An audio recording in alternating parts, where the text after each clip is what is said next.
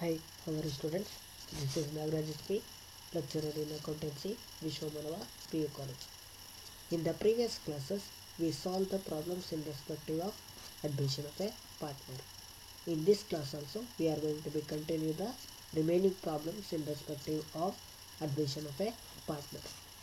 In the question bank, we are going to be know the 11th question, that is A and B, A, B, C are the partners. In the previous problems, we just see the two old partners.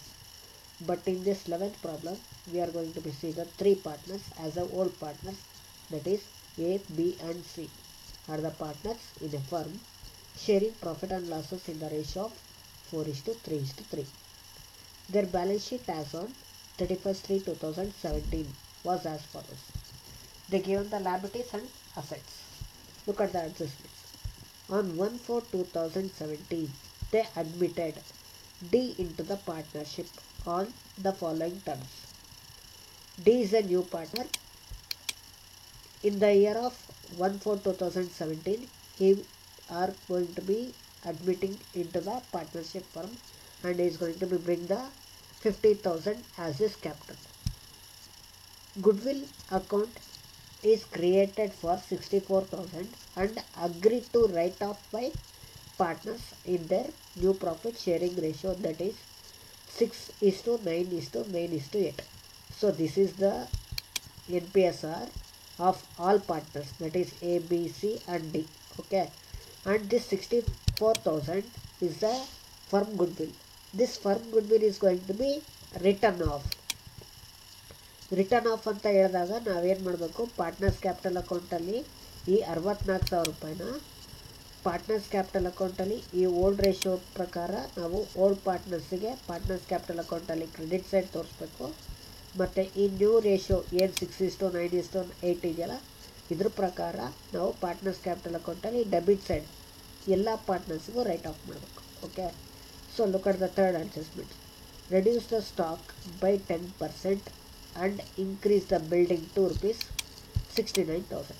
Okay, stock ಏನಾಗಿದೆ 10% reduce ಆಗಿದೆ. Stock ಎಷ್ಟಿದೆಪ್ಪ 80,000. 80,000ಅಲ್ಲಿ 10% ಅಂದರೆ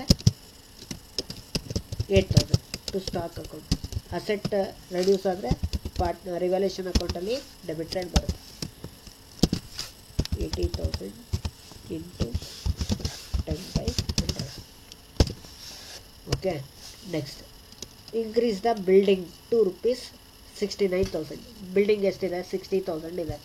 so 60,000 ಇದ್ದಿದ್ದು building 69,000 ಆಗಿದೆ ಅಂದರೆ there is A increase in the value of asset. So increase ಎಷ್ಟಾಗಿದೆ 9,000 by building.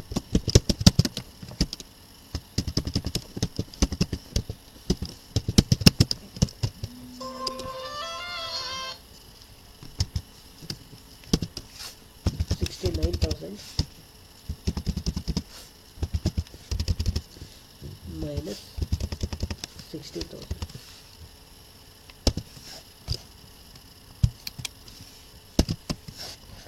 So it's to 9,000. Provisions for doubtful debts decreased by 2,000. So by ಅಂತ ಇದ್ದಾಗ ನಾವು ಅಮೌಂಟನ್ನು ಏನು ಮಾಡಬೇಕು, ಡೈರೆಕ್ಟಾಗಿ ತೊಗೋಬೇಕು. Keep it in mind, provisions ಯಾವಾಗ ಕಮ್ಮಿ ಆಗುತ್ತೋ ಅಸೆಟ್ ವ್ಯಾಲ್ಯೂ ಏನಾಗುತ್ತೆ ಜಾಸ್ತಿ ಆಗುತ್ತೆ. ಸೊ ಪ್ರಾವಿಷನ್ಸ್ PBD ಇಷ್ಟು 2,000. ಓಕೆ, ಸೊ ಇವಾಗ ರಿವ್ಯಾಲ್ಯೂಷನ್ ಐಟಮ್ಸ್ ಎಲ್ಲವೂ ಮುಗೀತು. ಇವಾಗ ಟೋಟಲ್ ಮಾಡೋಣ ರಿವ್ಯಾಲ್ಯೂಷನ್ ಅಕೌಂಟಿಗೆ.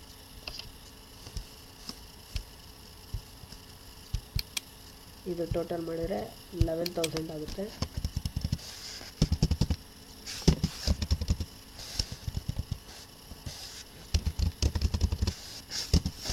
ಸೊ ರಿವ್ಯಾಲ್ಯೂಷನ್ ಪ್ರಾಫಿಟ್ ಬಂದ್ಬಿಟ್ಟು 3,000 ರಿವ್ಯಾಲ್ಯೂಷನ್ ಪ್ರಾಫಿಟನ್ನು ಪಾರ್ಟ್ನರ್ಸ್ ಕ್ಯಾಪಿಟಲ್ ಅಕೌಂಟಿಗೆ ಟ್ರಾನ್ಸ್ಫರ್ ಮಾಡಬೇಕು.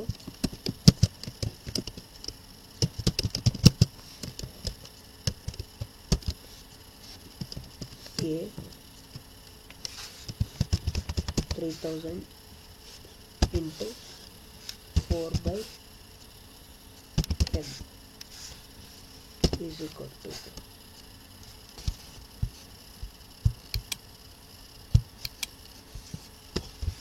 3000 into 4 by 10, 1200. Next, B, 3000 into 3 by 10 is equal to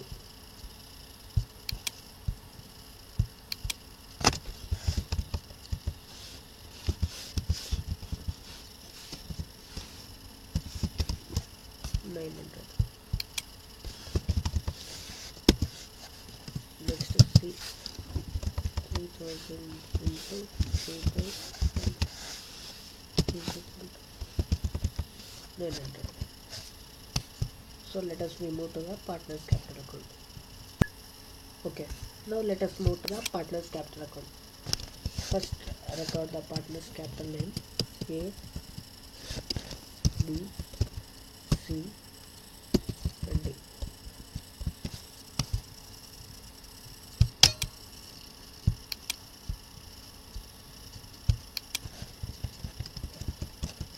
And write the same name on the credit side, that is A, B and C.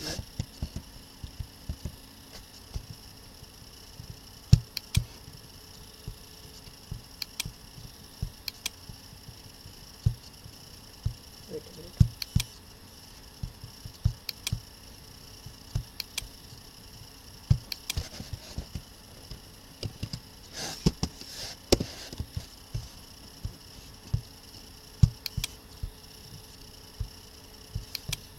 Okay, now record the partners capital name. Partners capital balances by balance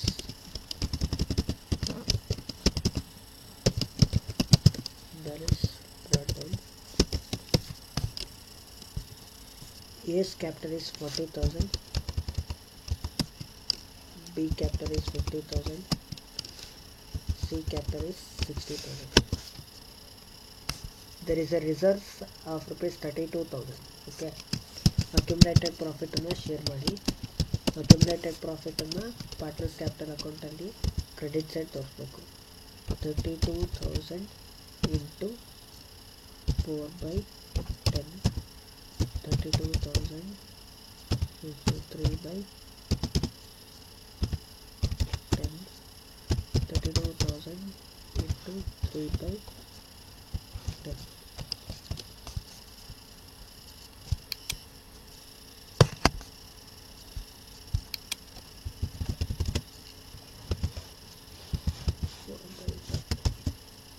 $12,800.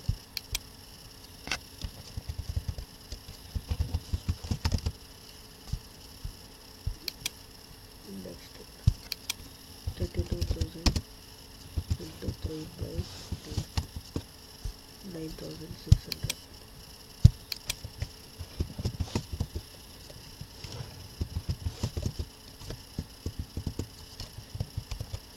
Next, there is no P&L. Okay, so write off the goodwill. Before that, enter the partners capital. First, record the D capital. D brought the capital of rupees 50,000.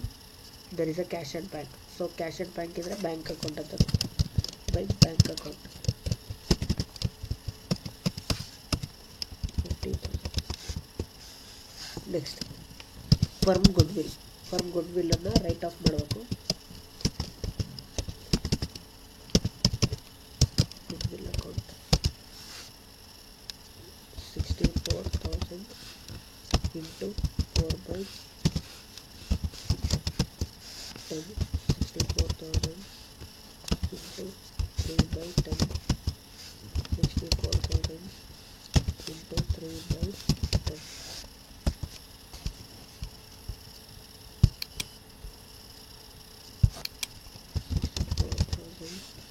Into 4 by 10, 25,600 into 3 by 10, 19,200.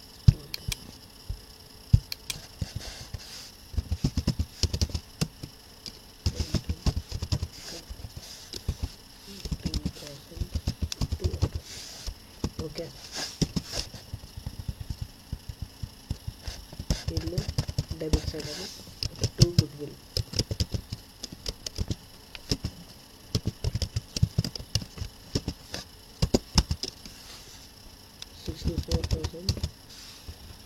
Into new ratio 6:9:9:8 ಥರ ಅದು. So 6 + 9 15, 15 + 9 24, 24 + 8 32. So ನಮಗೆ 6/32, 9/32, 9/32, 8/32 ಆಗುತ್ತೆ. Okay, 6/32 64 into 9/32 64,000 into 9/32 64,000 into 8/32.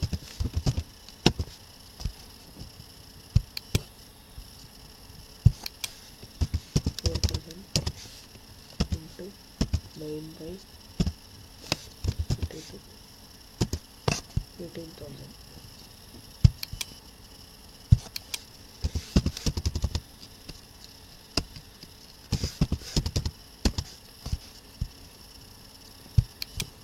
Next 64,000 into 64,000 into 6/32 12,000.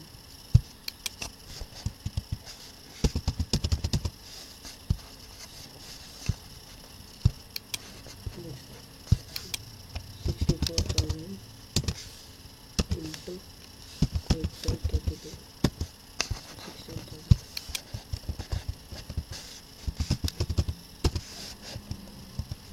So ನಮಗೆ ಪಾರ್ಟ್ನರ್ನ capital ಆಯಿತು, ಫರ್ಮಿನ್ ಗುಡ್ವಿಲ್ನ right of ಮಾಡಿದ್ದು ಆಯಿತು.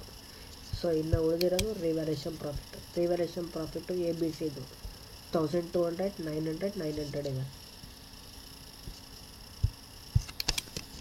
By revaluation account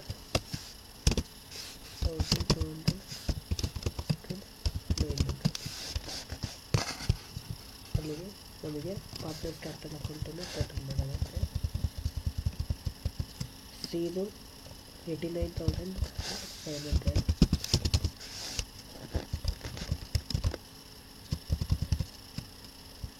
next ಡಿದು 79,700. ಎದು 79,600. B 50,000.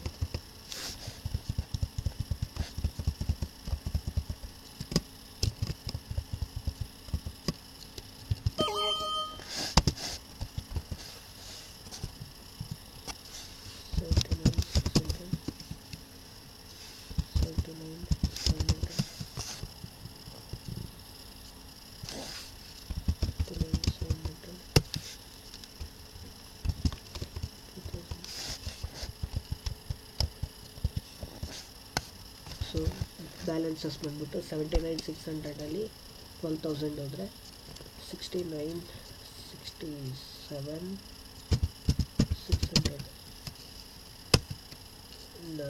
ಈ 79ಅಲ್ಲಿ 18 ಹೋದರೆ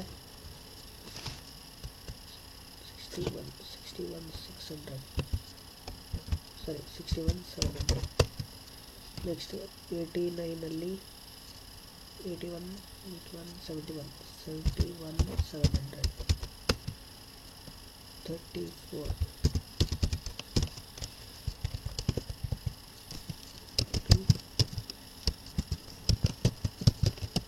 balance.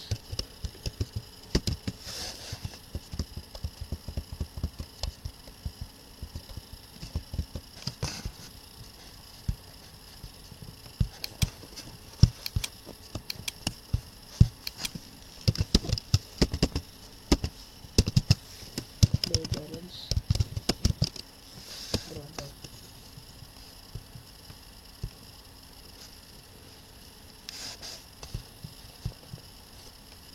A 67,600, B 61,700, C 71,700, 34,000.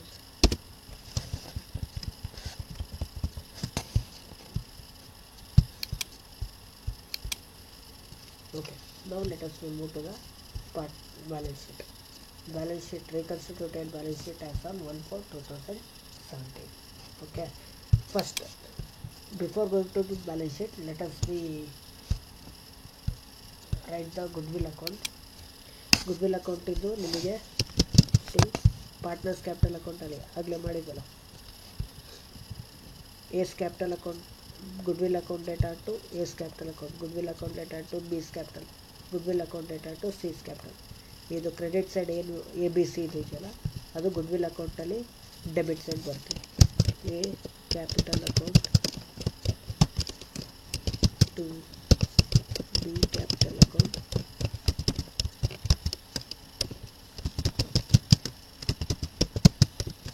To C 25,600, 19,200, 19,200.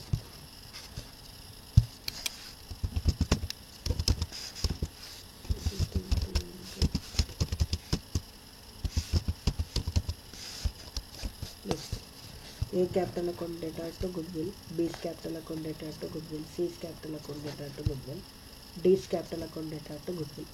Partners capital ಅಕೌಂಟಲ್ಲಿ ಡೆಬಿಟ್ ಸೈಡ್ ಇರೋದು, ಗುಡ್ವಿಲ್ ಅಕೌಂಟಲ್ಲಿ ಕ್ರೆಡಿಟ್ ಸೈಡ್ ಬರುತ್ತೆ.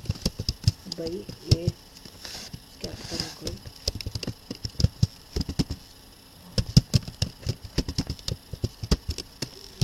By B capital account by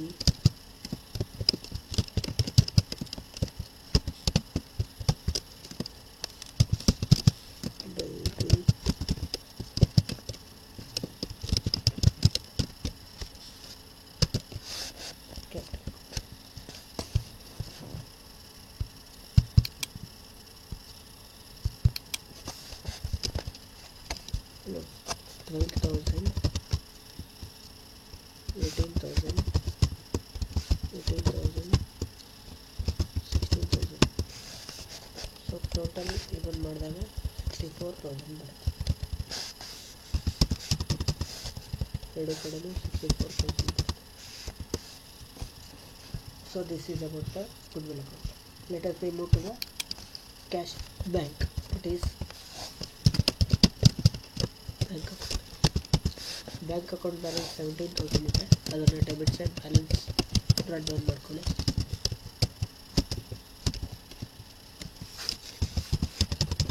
partner ತಂದಿರೋ ಕ್ಯಾಪಿಟಲ್ ಎಷ್ಟು? 50,000 ಟು ಬಿ ಕ್ಯಾಪಿಟಲ್ ಅಕೌಂಟ್.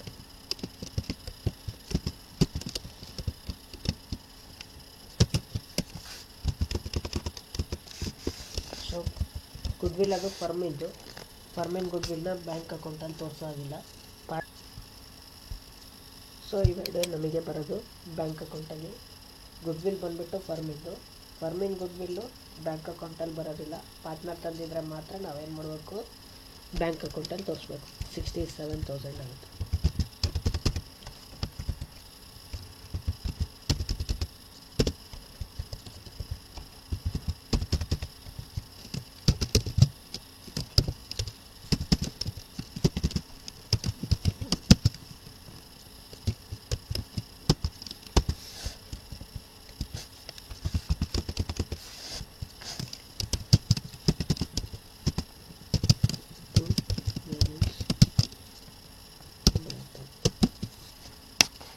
ಇದೇ ಬ್ಯಾಲೆನ್ಸ್ ಬ್ರಾಡ್ ಡೌನ್ 67,000 ಬ್ಯಾಲೆನ್ಸ್ ಶೀಟಲ್ಲಿ ಅಸೆಟ್ಗೆ ತೋರಿಸಿ.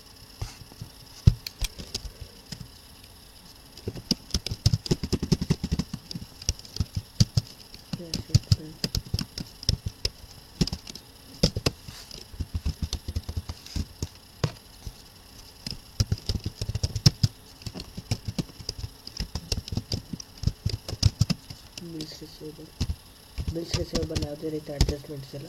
ಸೊ ಹಾಗಾಗಿ ಡೈರೆಕ್ಟಾಗಿ ಅಮೌಂಟ್ ತೊಗೊಂಡು 19,000.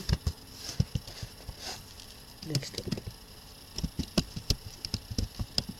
ಡೆಟಾರ್ಸ್ ನಿಮಗೆ 1,20,000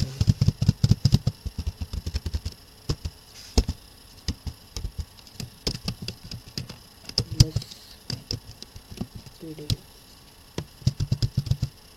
ನೋಡಿ, ಪ್ರಾವಿಷನ್ಸ್ ಡಿಕ್ರೀಸ್ಡ್ ಬೈ 2,000. ಮುಂಚೆ ಎಷ್ಟಿತ್ತು? 6,000 ಇದ್ದಿದ್ದು 2,000 ರೂಪಾಯಿ ಕಮ್ಮಿ ಆಗಿದೆ. ಹಾಗಾಗಿ ಎಷ್ಟು ಬರುತ್ತೆ? 4,000 ಬರುತ್ತೆ. 6 ಮೈನಸ್ ಇಲ್ಲಿಗೆ ಎಷ್ಟಾಗುತ್ತೆ? 12,000ಅಲ್ಲಿ 4,000 ಅಂದರೆ ಸಾರಿ 1,20,000ಅಲ್ಲಿ 4,000 ಅಂದರೆ ನಿಮಗೆ 1,16,000. ನೆಕ್ಸ್ಟ್ ಸ್ಟಾಕ್ ಎಷ್ಟಿದೆ? 80,000 ಇದೆ. Less decrease. ಸ್ಟಾಕ್ ಎಷ್ಟು ಡಿಕ್ರೀಸ್ ಆಗಿದೆ? 10%. 80,000ಅಲ್ಲಿ 10% ಅಂದರೆ 8,000. ಸೊ 8,000 ಲೆಸ್ ಮಾಡಿದರೆ 72,000. Next building 60,000 add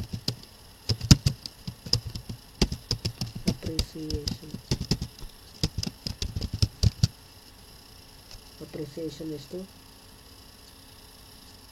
9,000.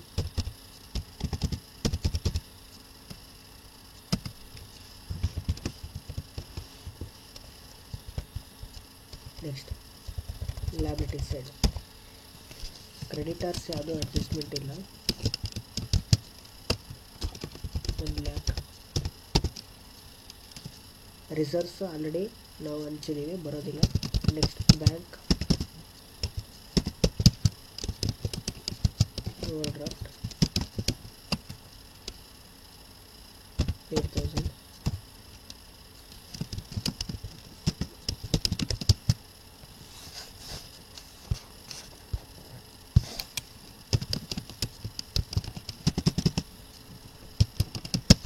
Partners capital A, B, C,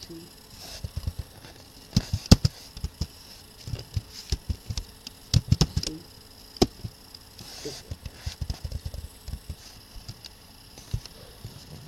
partners ಕ್ಯಾಪಿಟಲಲ್ಲಿ ಈ ಬ್ಯಾಲೆನ್ಸಸ್ ಏನಿದಾವಲ್ಲ ಬ್ರಾಡ್ ಡೌನ್ 67,600 61,700 67,600